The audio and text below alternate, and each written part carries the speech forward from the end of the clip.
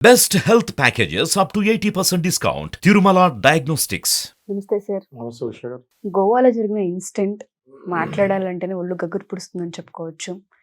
4 ఏళ్ల పిల్లాడిని, తన కడుపున పుట్టిన కొడుకుని భర్త వల్ల ఏ ఇబ్బందులు వచ్చాయో, ఎటువంటి ఇబ్బందులు ప్రాబ్లమ్స్ ఫేస్ చేసిందో తెలియదు, కానీ ఏ తల్లి కూడా కన్నబిడ్డని చంపే ప్రయత్నాన్ని కానీ ఆలోచన కానీ చేయదు. ఇతల అలా చేసింది అంటే అసలు వినడానికే భయంకరంగా ఉంది. ఒక నిమిషం ఆ న్యూస్ చూసినంతసేపు కళ్ళలో నీళ్ళు తిరిగాయని చెప్పుకోవచ్చు. అతి దారుణంగా చంపింది. సూట్ కేసులో చంపిన తర్వాత సూట్ కేసులో పెట్టి తీసుకెళ్లడం కూడా జరిగింది. ఆ ప్రాసెస్లోనే పోలీసులు పట్టుకున్నారని విషయం బయటకు వచ్చింది మనం వింటున్నాం. అండ్ దాంతోపాటు ఒక ప్రముఖ కంపెనీకి కూడా తన CEO అని చెప్తూ ఉన్నారు. అంటే అంత ఎడ్యుకేటెడ్ అయి ఉండి ఏం నేర్చుకుంది? సొంత పిల్లాన్ని చంపే ప్రయత్నం ఎందుకు చేసింది? తన కడుపున పుట్టిన పిల్లాన్ని చంపింది అంటే చిన్న విషయం కాదు. వాస్తవ కథనాలు ఏంటి సార్ అసలు? ఈ ఇష్యూ ఏంటంటే అండి, బేసిక్గా సుచనా సేత్ అనే ఒక సాఫ్ట్వేర్ ఇంజనీర్, 32 ఇయర్స్ ఆమెకి. 2010లో ఆమెకి పెళ్లి జరిగింది. ఓకే. అండ్ ఆమెకి ఒక 4 ఏళ్ల కుమారుడు ఉన్నాడు. అట్లనే 2022లో డైవర్స్ కూడా అయిపోయింది. ఓకే. వాళ్ళ హస్బెండ్ బయట కంట్రీస్లో ఉన్నాడు, జకార్తాలో పనిచేస్తున్నాడు. ఈ అమ్మాయి డైవర్స్ అయిన తర్వాత ఎప్పుడు కూడా పెళ్ళయి డైవర్స్ అయిన తర్వాత పిల్లలు ఉంటే పిల్లల గురించి గొడవ అవుతూ ఉంటుంది. డైవర్స్ అయితే జరిగిపోద్ది ఉషా గారు ఇందులో. బట్ ఇప్పుడు ఈ అమ్మాయికి ఒక కొడుకున్నాడు, 4 ఏళ్ల వయసు. ఈ కొడుకు ఆబ్వియస్గా తల్లికి ఎంత ఇష్టమో తండ్రికి కూడా అంతే ఇష్టం ఉంటుంది. తల్లికి ఎంత హక్కో తండ్రికి కూడా అదే అంతే హక్కు ఉంటుంది. అయితే ఈ కొడుకు గురించి గొడవ స్టార్ట్ అయింది కోర్టులో. డైవర్స్ అయితే అయిపోయింది, ఇద్దరు ఒప్పుకున్నారు, మాకు ఒకళ్ళంటే ఒకళ్ళు ఇష్టం లేదు అని డైవర్స్ వచ్చేసింది. ఈ కొడుకు గురించి తండ్రి GWOP అని, guardianship and wards original petition అని ఒక యాక్ట్ ఉంటుంది. ఓకే. అంటే ఏంటి అంటే, ఈ ఎప్పుడైతే డైవర్స్ అయిపోయి పిల్లవాడు కానీ లేకపోతే పాప కానీ ఉంటుందో, నాకు కూడా కలవాలని ఉంటుంది అని తండ్రి అంటాడు, నా దగ్గరే ఉండాలి అని మదర్ అంటుంది. లేకపోతే ఒకవేళ పిల్లవాడు ఫాదర్ దగ్గర ఉంటే మదర్ నాకు కూడా పిల్లవాడు కావాలని అడుగుతాం జరుగుతుంది. ఈ కేసులో ఆ 4 ఏళ్ల పిల్లవాడు మదర్ దగ్గర ఉంది, సుచనా సేత్ దగ్గర ఉన్నాడు. ఓకే. కోర్టులో ఈ కేసు డైవర్స్ అయిపోయింది, కానీ ఈ కేసు ఇంకా నడుస్తూ ఉంది. ఓకే. ఏది పిల్లోడు ఎవరి దగ్గర ఉండాలి ఏంటి అన్నది. అయితే ఈ కేసులో లాలో ఎలా ఉంటుందంటే, పిల్లోడు ఎవరి దగ్గర ఉండాలా అన్నది తర్వాత సంగతి. ఫస్ట్ ఇప్పుడు ఎవరి దగ్గర పిల్లోడు లేదో అట్లీస్ట్ నేను వారానికి ఒకసారి, నెలకు 2 సార్లు నేను కలవాలి అని చెప్పి పిటిషన్ వేసుకోవచ్చు. ఓకే. అంటే చైల్డ్ విజిటేషన్ అంటారు అది. దాన్ని చైల్డ్ విజిటేషన్ అంటారు. చైల్డ్ కస్టడీ తీసుకోకుండా కంప్లీట్గా కస్టడీ వచ్చేలోపు విజిటేషన్ అయినా కావాలి నాకు అని అప్లై చేసుకోవచ్చు పిటిషన్. ఓకే. సో ఆ పిటిషన్ అప్లై చేశారు ఎవరు? తండ్రి. దాని మీద కూడా వాదోపవాదాలు జరిగిన తర్వాత రీసెంట్గా ఒక ఆర్డర్ పాస్ చేస్తుంది జరిగింది జడ్జి గారి దగ్గర నుంచి. ప్రతి ఆదివారమో లేక నెలకు ఒక ఆదివారమో ఉదయాన 10 నుంచి సాయంత్రం 4 వరకు నువ్వు తండ్రి పిల్లవాడిని కలవచ్చు అని ఒక ఆర్డర్ వచ్చింది. ఇక్కడ స్టార్ట్ అయింది ప్రాబ్లం. ఎప్పుడైతే వీళ్ళకి డైవర్స్ జరిగింది అని నేను చెప్తున్నాను 2022లో, వీళ్ళిద్దరికి డైవర్స్ పడకనే మనస్పర్ధలు వచ్చి గొడవలయ్యి, అతి భయంకరమైన గొడవలయ్యి ఒకరితో ఒకరికి, దాని తర్వాతనే డైవర్స్ జరిగింది. ఓకే. ఈ డైవర్స్ జరిగిన తర్వాత ఈ తల్లి ఏ మైండ్ సెట్కి వెళ్ళిపోయిందంటే, ఇంకా నాకు ఆయనతో సంబంధం లేదు, నా కొడుకు నాది, ఆయనది కాదు అన్నట్టు ఆ మైండ్ సెట్కి వెళ్ళిపోయింది. ఎవరు? సుచనా సేత్. ఓకే. ఆ మైండ్ సెట్కి వెళ్ళిపోయిన తల్లి ఎప్పుడైతే ఈ ఆర్డర్స్ వచ్చాయో, అమ్మో నా కొడుకుని ఆయనకి మళ్ళీ చూపియాలా, ఆయన దగ్గర ఇన్ని గంటలు వదలాలా, ఆదివారం ఇన్ని గంటలు ఆయన నా కొడుకు దగ్గర ఉంటాడు అంటే ఆ తండ్రి అన్నది మర్చిపోయింది. చూడండి ఉషా గారు ఇక్కడ. అదే కొడుకుకి తండ్రి ఆయన అన్న విషయం మర్చిపోయి ఆ కొడుకుని బెంగళూరు నుంచి గోవాకి తీసుకెళ్ళి ఏం చేయాలా అని ఆలోచిస్తూ, ఓకే, ఫస్ట్ ఆ తల్లి ఆమె కూడా సుచనా సేత్ కూడా ఆత్మహత్య చేసుకుందాం అనుకొని డిసైడ్ అయింది. ఓకే. దానికి రెడీ అయింది. అంతలో ఏం జరిగిందో తెలియదు. ఓకే. ఇద్దరు చనిపోవాలని ప్లాన్ చేసుకున్నట్టుంది. ఓకే. ఫస్ట్ ఈమె చనిపోతే మరి ఆయన ఆ పిల్లోడిని చంపాలి కదా. రైట్. సో అట్లా కాదని చెప్పి ఫస్ట్ పిల్లవాడిని చంపుదామని డిసైడ్ అయ్యింది.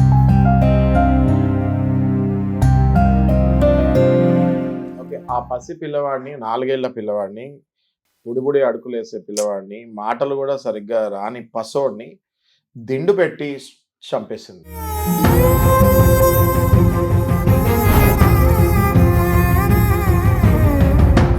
చంపేసిన తర్వాత ఓకే, ఏవో కొన్ని ఆ ప్రాసెస్లో బ్లడ్ కూడా వస్తాం జరిగింది. ఓకే, ఆ బ్లడ్ తుడపడం జరిగింది. స్ట్రెయిన్స్ అవి ఎక్కడెక్కడైతే తనకు కనిపించిందో ఆ కంగారులో ఎక్కడెక్కడ కనిపించిందో అక్కడక్కడ తుడిసింది, ఎక్కడెక్కడ కనిపించలేదో అక్కడక్కడ వదిలేసింది.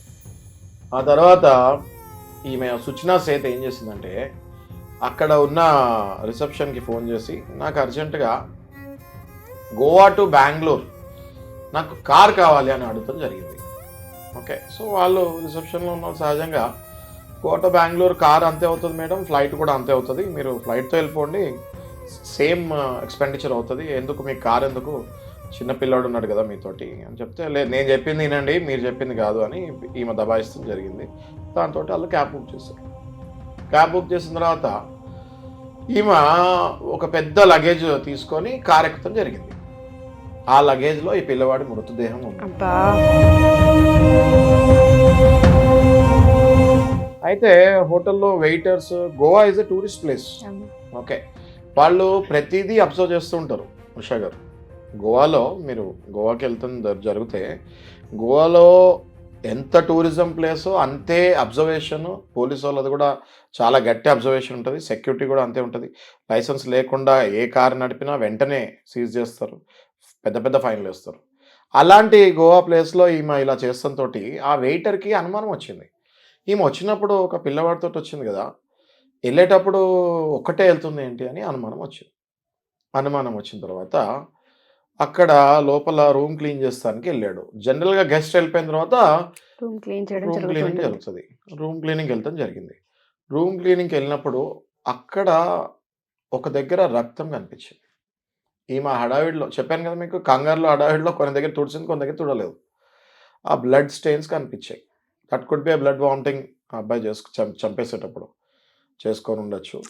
ఆ బ్లడ్ స్టెయిన్స్ అక్కడ ఏదైతే కనిపించాయో దాంతో వానికి వెయిటర్కి అనుమానం వచ్చింది. ఆ అనుమానం రాగానే ఇమ్మీడియట్గా మేనేజ్మెంట్కి చెప్తాం జరిగింది. మేనేజ్మెంట్ సీసీ కెమెరాలు చూసింది. సీసీ కెమెరాల్లో ఈమె వచ్చేటప్పుడు 4 years బాయ్తో వచ్చారు. అక్కడ కంపల్సరీ గోవాలో ఎక్కడైనా కూడా ఆధార్ కార్డు ఇవ్వాల్సిందే. చిన్న పిల్లవాడి దగ్గర నుంచి ఎవరు వెళ్ళినా లోపల వాళ్ళ ఆధార్ కార్డ్స్ ఇవ్వాల్సిందే. సీసీ కెమెరాలో చూశారు, రికార్డ్స్ చెక్ చేసుకున్నారు. వెళ్ళేటప్పుడు ఈ పిల్లోడు ఉన్నాడు, వచ్చేటప్పుడు ఈ పిల్లోడు లేడు. వచ్చేటప్పుడు అంత లగేజ్ లేదు, వెళ్ళేటప్పుడు చాలా పెద్ద లగేజ్ తోటి కార్ ఎక్కింది. వెంటనే గోవా పోలీసులకి అనుమానం వచ్చి ఇన్వెస్టిగేషన్ స్టార్ట్ చేస్తానికి ఈ కార్ నంబర్ అవన్నీ డీటెయిల్స్ తీసుకొని బెంగళూరు పోలీసులకి ఇస్తాం జరిగింది. ఈమె బెంగళూరుకి ఇట్లా అరైవ్ అవ్వగానే ఆమె కారు చెకింగ్ చేస్తాం జరిగింది. చెకింగ్ చేసేటప్పుడు డిక్కీలో ఉన్న ఆ లగేజ్లో ఆ బాడీ బయటపడుతుంది. పోలీసు వాళ్ళు అది చూసి నిబ్బరపోయారు. ఎందుకంటే వాళ్ళకి బాడీ చూస్తాం కామనే, కానీ తల్లి కొడుకుని, అది కూడా 4 ఏళ్ల పసోడిని చంపి లగేజ్లో పెడుతుందని, అది పోలీసు వాళ్ళు ఒక్కసారిగా వాళ్ళు ఎన్ని క్రైమ్స్ చూసినా దాంతో ఎమోషనల్గా బ్రేక్ డౌన్ అయ్యి ఓకే ఆ బాడీని పోస్ట్ మార్టం రిపోర్ట్కి పంపిస్తుంది జరిగి అట్ ద సేమ్ టైం ఈ పిల్లవాడి తండ్రి జకార్తాలో ఉన్నాడు, అవుట్ ఆఫ్ కంట్రీ. ఆయన చైల్డ్ కస్టడీ వచ్చింది కదా, సండే పిల్లవాడిని చూసుకుంటానికి టైం దొరికింది కదా, సో నా కొడుకుని నేను చూసుకోవచ్చు అని ఎలాగో టికెట్స్ బుక్ చేసుకొని బయలుదేరాడు. ఓకే, ఇంకా ఆ తండ్రికి ఆ న్యూస్ ఎయిర్పోర్ట్లో ఉండగానే అందింది. ఓకే, ఆయన చైల్డ్ పర్మనెంట్ కస్టడీ లాగా అయిపోయింది. ఎందుకంటే ఆ పిల్లవాడి మృతదేహం వాళ్ళ ఫాదర్కి చేతిలో పెట్టడం జరిగింది. సో దీంతో ఆ తండ్రికి చైల్డ్ పర్మనెంట్ కస్టడీ వచ్చేసింది. ఓకే, ఈమెని దగ్గర 6 ఏళ్ళు కస్టడీకి పంపిస్తాం జరిగింది, 6 రోజులు కస్టడీకి పంపిస్తాం జరిగింది. సార్ మీకు చెప్తుంటేనే చాలా ఎమోషనల్ నాకు కూడా కళ్ళల్లో నీళ్ళు తిరుగుతున్నాయి. అసలు ఇట్లా కూడా ఇట్లా అంటే చూడండి ఉషా గారు,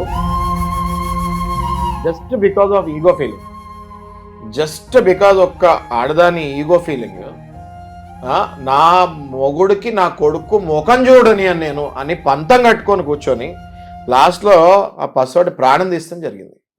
ఇది శృతి మించిపోతుంది. ఇలాంటి టైంలో మహిళా సంఘాలు మహిళా మండలి ఎక్కడ ఉంటున్నాయని నేను అడుగుతున్నాను.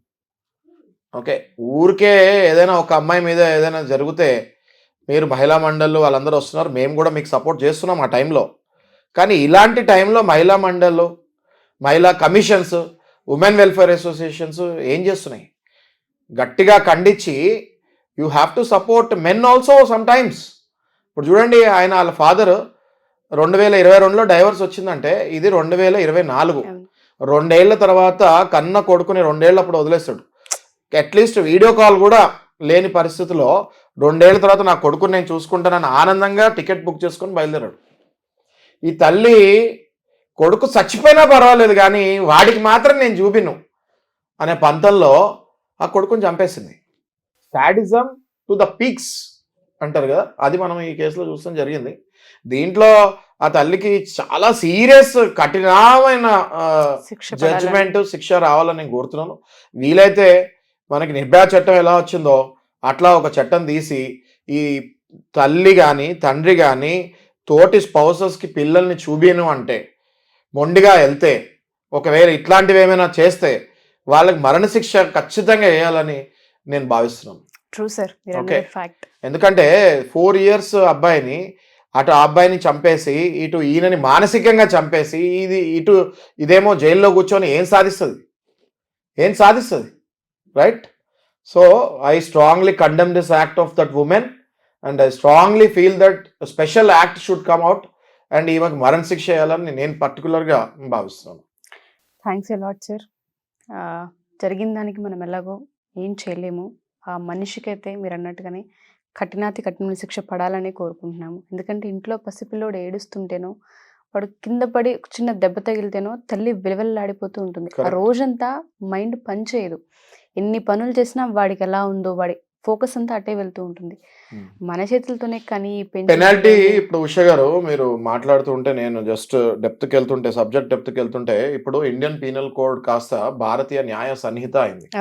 మొన్న మన అమిత్ షా గారు అది పార్లమెంట్లో పాస్ చేస్తాం జరిగింది. ఆ బిల్ కూడా ఎఫెక్ట్ December 25th మన ప్రెసిడెంట్ ద్రౌపది గారు తను శాంక్షన్ చేస్తాం, తన అసెంట్ ఇస్తాం కూడా జరిగింది. ఈ భారతీయ న్యాయ సంహితలో ఏదైతే ఇప్పుడు సెక్షన్స్ వచ్చాయో చాలా కఠినాత్మకంగా ఉన్నాయి. ఏది ఇట్లాంటి కఠినమైన ఈ ఇన్సిడెంట్ ఇప్పుడే జరిగింది కాబట్టి ఈ ఇన్సిడెంట్కి తగ్గట్టు అందులో ఒక కొత్త అమెండ్మెంట్ తెచ్చి ఇట్లాంటివి మళ్ళీ జరగకుండా చూడాలని మా న్యాయవాదులు కోరుకుంటున్నాం. Thank you sir. Thank you so much. Thanks.